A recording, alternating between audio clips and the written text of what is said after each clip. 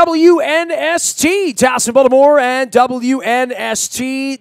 If you're following along on our social media and our story out at WNST.net, you know I'm in the midst of doing a Dear Orioles series, writing letters to everyone in the organization. That'll be happening over the next 6 weeks. And the Ravens are a little out to pasture here for a month, and I am reliving all parts of the Stanley Cup run of the Washington Capitals. Many of you know I've been out on the road, and this guy rarely comes on the program, and it's not because he and I don't see each other, don't get along. Quite frankly, I think he's the hardest working dude I've ever seen covering a team from the inside out. He's on before games, after games, during games, with John Walton, on the internet, at the blog site, at Dump and Chase, and you can follow him on Twitter at Vogue's Caps. We welcome Mike Vogel on, who was too busy during the run, but said he would celebrate at the end. And I had told you all along I expected them to win the Stanley Cup. And lo and behold, I didn't expect that kind of a parade, quite frankly. I was shocked by the size of the brand of the team, but not shocked by the moxie. I stand in amazement on the outside of this championship, Mike, that you've been around this team all this time. I love the integrity of the team, everything about it.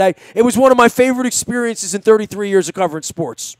Yeah, I really enjoyed it too, Nestor. I thought, it was a fun run, really, from the beginning, and it didn't start out. It's one of those, as Bruce Springsteen would have said, from small things, mama, big things one day come, because the training camp didn't give any indication that a season like this was in the offing, and neither did the first quarter of the season or so. But they had some things they had some adversity to deal with. They had some hurdles to get over, and once they did, they coalesced pretty nicely. And, I would say that probably by mid-season or so, you were wondering, what could this team do if they got to the, if they made the playoffs? And then, they had still some more ups and downs to get through. The schedule in January was pretty wacky, and it led to a pretty uneven February when they came back, because, again, this team has really thrived over the years on that every other day type of scheduling. And when that went out the window in January, it really messed them up for a month and a half. And it seemed like they really got their bearings probably late February, early March.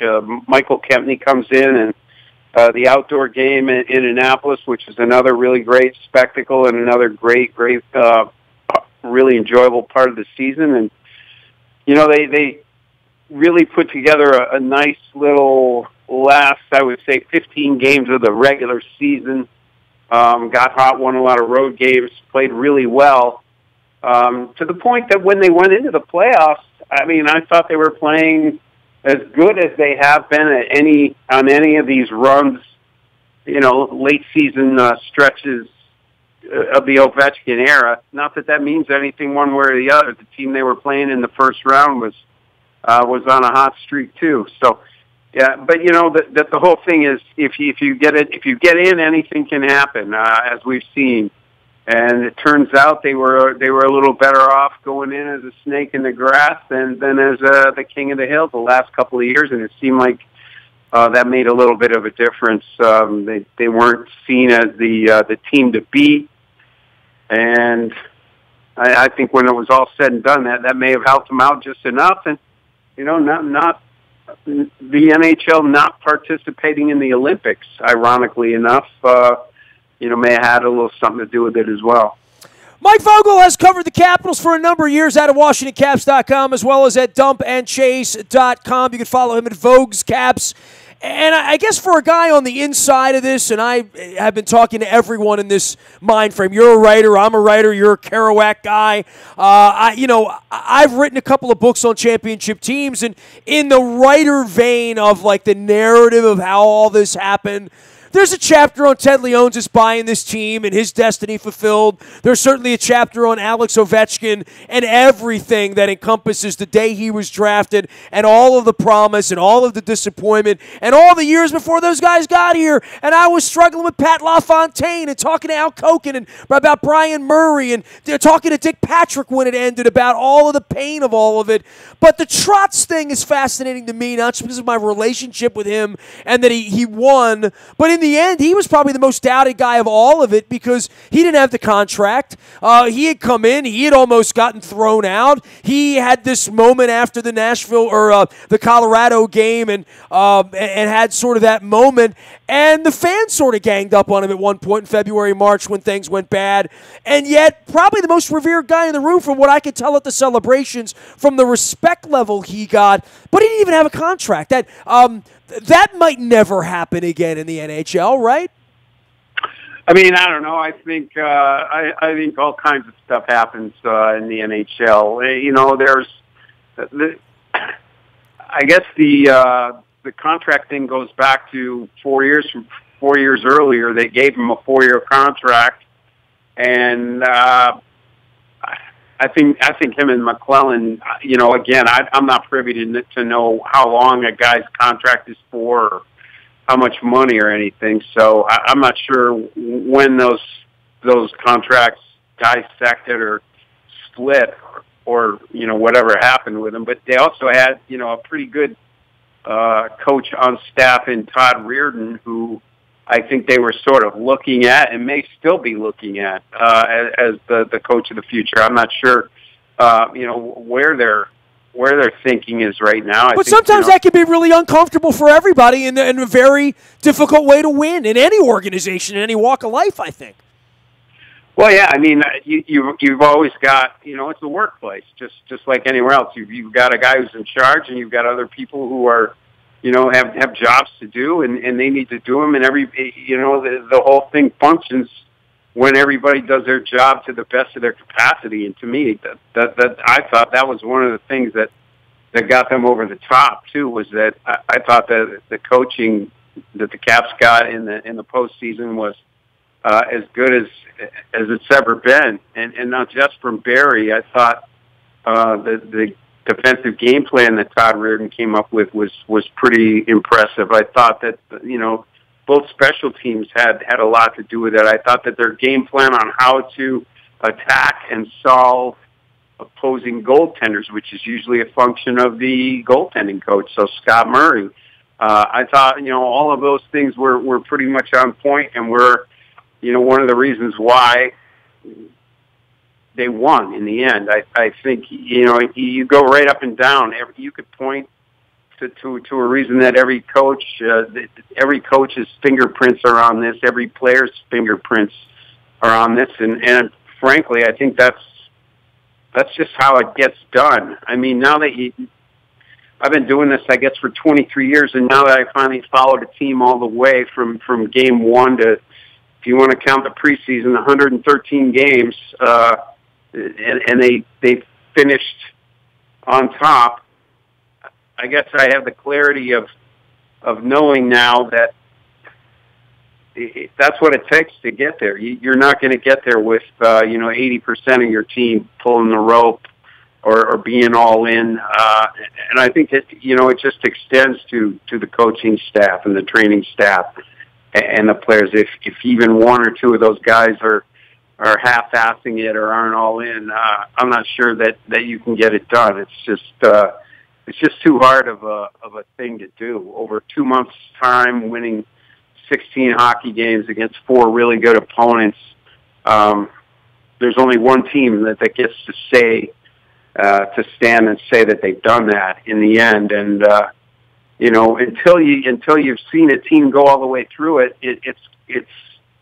Yeah, I don't know that the me of 2 years ago really understood what it took to win a Stanley Cup, and the me of now does understand that, and it's there's a little bit of a gap there between what I thought it would take to win a cup and what it actually did take to win a cup. Yeah, and you're not even playing, and I bet T.J. Oshie would say the same thing. I bet Barry Trotz would say, I bet anybody that won for the first time Ovechkin would say that probably, that, yeah, I thought I was working hard 5 years ago, but part of this with the coaching of Vogues is this. So many of these players, and you saw this because you're way closer to it than I, have gotten better. And that's what coaching is. Coaching is, Burakovsky's not good enough. He's timid. We're going to send him back to Hershey. He's lost out there a couple of years ago. How can we make him better? How can we take a kid like Verana and make him better? How can we take a kid like Orlov, who was one of the reasons we lost as a weak link in previous years, and make him better? How can we make all of that better? And that really does get me to tip my cap to the coaching, to the leadership that Ovechkin and everybody else had there, as well as the injured guys and the Backstroms and the Orpiks that are playing with these horrific injuries and playing through all of it, but how well they played and how the younger players and the third and fourth liners improved and showed you got the best of Devontae Smith-Pelly. You got the best of Brett Connolly. You got the best out of all the players here, I think. Yeah, I think so too. And you know, part of it is putting them in the right spots for them to have success. You know, putting guys in the right combinations, giving them the right amount of ice time, the proper deploying them in the proper situations. It's all that stuff. But you know, you also need guys that are not going to gripe and complain when they're put in a situation that they maybe think is a little bit beneath them or whatever. And you know, they had that this season too. I think really to a man, it was all in, all for each other all the time. You know, I'm kind of excited. You mentioned the kids. You know, a lot of them like Stevenson and Brana and Juice had a healthy hand in this, but there's a couple other guys like Bowie and Boyd and Walker who, in the case of the latter two, they got into one game. Bowie didn't get into a playoff game at all, but just being there and witnessing that and practicing with those guys day in and day out and seeing, they also saw what it took. They also witnessed what goes into those 16 victories and that 82-game run that precedes it and all that. And I got to think that bodes well for their future and the future of the organization too, because you know, I think that winning develops. That's a huge part of proper development. And these guys, the same bunch of guys that we just talked about, their first year pro 2 years ago, they got all the way to the Calder Cup final against Lake Erie. They got swept in the final, but they had a pretty strong run. They knocked out Wilkes-Barre Scranton in 7 in overtime on the road, and they knocked out a Toronto team that everybody thought was going to win the whole thing that year, that had the best record in the American League by far during the regular season that year. So their first years as pros, they make it all the way to the Calder Cup final. Then their third year as pros and their first year in the NHL, the same group of them gets all the way to the Cup, and this time they win it. So you're talking about, you know, 6-7 guys there that have made it to the final 2 of their first 3 years in pro hockey and have won the Stanley Cup in the third year. I mean, that's a heck of a way to send a couple of young players, a handful of young players into their career. And I think it's going to end up boding well for the future of the organization. Boy, there's so many moments, right? Like you and the Monumental staff making all these videos of all the stuff that's happened. For you personally, what's your moment in all of this? I mean, you know, I've seen you up there, you know, working away hours before anybody else gets to the rink and after. But when it all is said and done, and you tell the grandkids about it. What's the moment for you in it all? I don't think there's any one, Nestor. I think there's a bunch of them.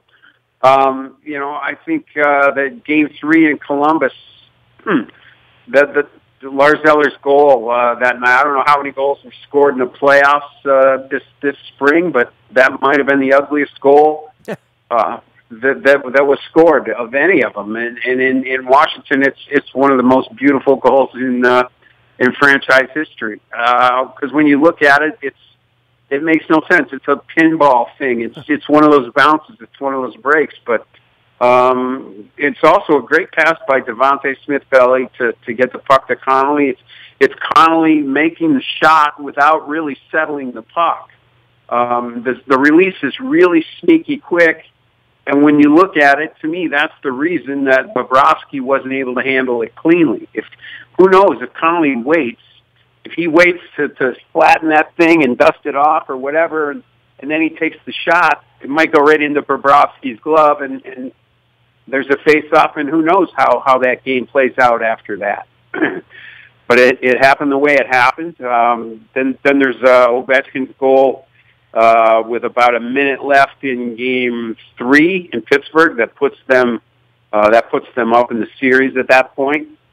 That's a pretty big one. Winning Game 6, I think, in Pitt will always stand out to a lot of Caps fans just because of how it happened with the thrilling Kuznetsov goal in overtime, but also with 3 top 6 forwards out of the lineup that night, and how they were able to win with Walker and Travis Boyd in the lineup, and with Alex Chason scoring the other goal. So, and then the back-to-back shutouts at the end of the Eastern Conference Final, winning those first 2 games, and then I don't know how many teams are able. You can't suffer a 4-game losing streak. You lose 4 in a row, you're out. The longest losing streak you can suffer in the playoffs is 3. And the Caps had a 3-game losing streak in the middle of that series against Tampa. There's not too many teams that lose 3 in a row and live to tell about it in the playoffs.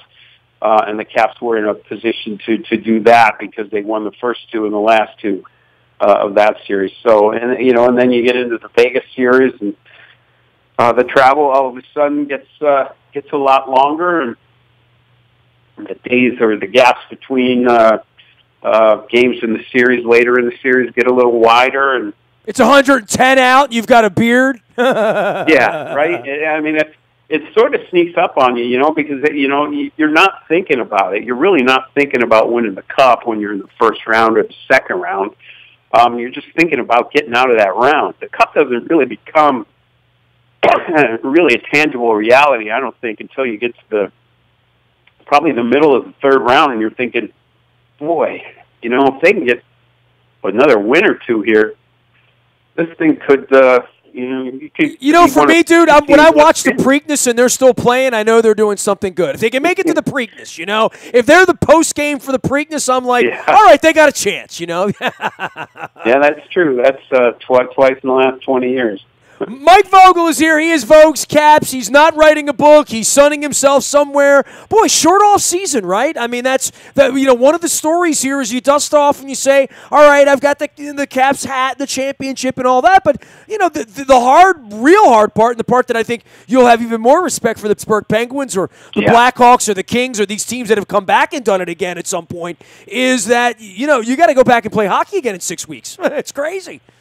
Yeah, I think, like you said, a real newfound respect for the Penguins for being able to do it 2 years in a row. I think there's a reason it's so hard. I mean, it's hard to do it once. It really is. But to do it 2 years in a row with the short summer, this is what everybody wants. Every hockey player dreams of having the shortest possible summer.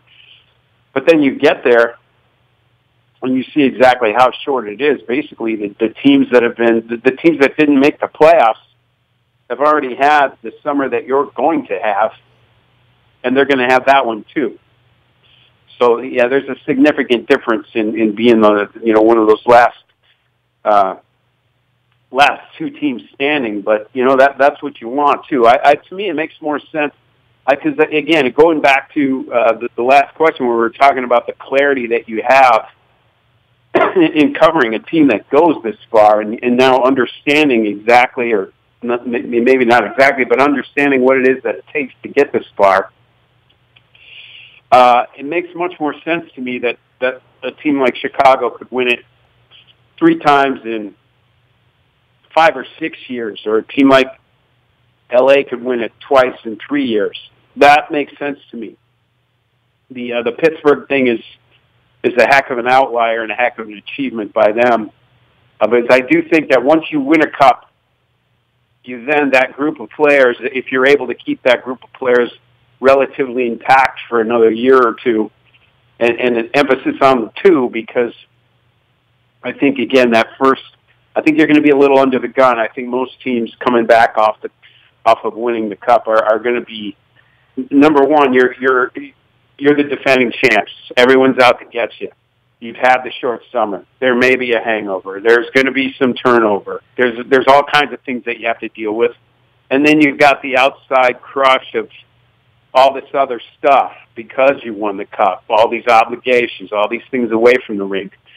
It's fairly overwhelming, and I would see how it might be, if you're going to take another crack and win it again, it might make more sense and it might be more conducive to do it the second or third year after rather than the first year after. I just think it's asking a heck of a lot. Well, that's not what TJ Oshie told me from the stage last week, Vokes. You know, he said back-to-back. So, we'll look, I'll live with – I got one more hat, one more parade, one more cup ride, one more post-game party than I thought, and one more extra trip to Vegas than I ever thought I'd get. So, I am quite satiated that all 40 years was worth it in the end. That's what I said to Koken. Was it worth it in the end?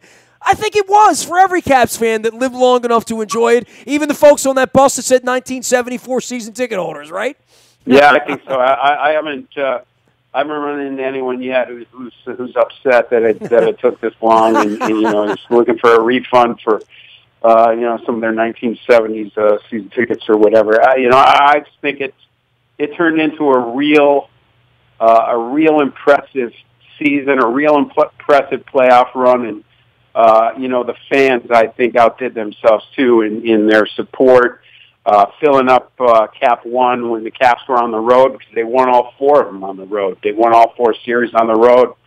And I thought the rally and the parade this past week there on Tuesday was really a DC hockey coming out party.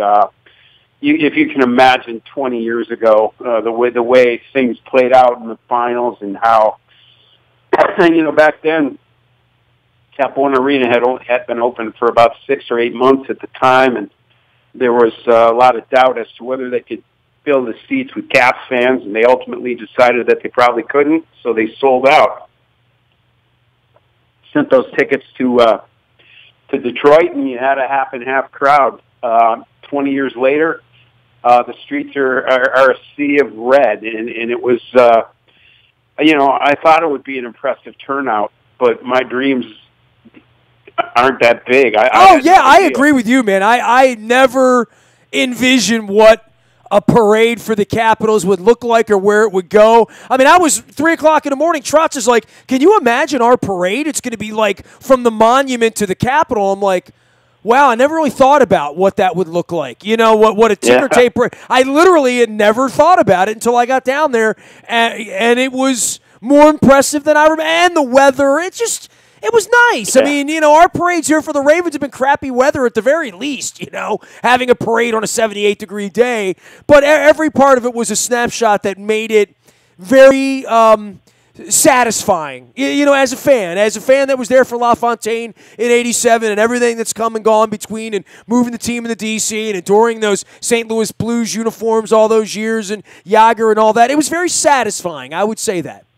Yeah, satisfying is a good word.